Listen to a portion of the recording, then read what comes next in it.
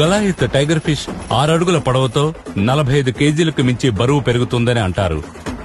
దాని దవడ నిండా పదునైన పళ్లుంటాయి. స్ట్రీమ్లైన్డ్ బాడీతో పాటు పెద్ద తోక సాయంతో ఎర మీద మెరుపు వేగంతో దాడి చేస్తుంది. వేటాడేటప్పుడు ఇవి ఎంతో ఆక్రోశంగా ఉంటాయి. ఈ నీళ్లలో తనదైన స్టైల్లో చేపలు పట్టే ఇంకొక జాలర్ని కలవమని నాతో చెప్పారు. అతని పేరు ఫిలిప్పే టెంటర్. ఇతను ఈ ప్రవాహంలో వల వేసి పడతాడు.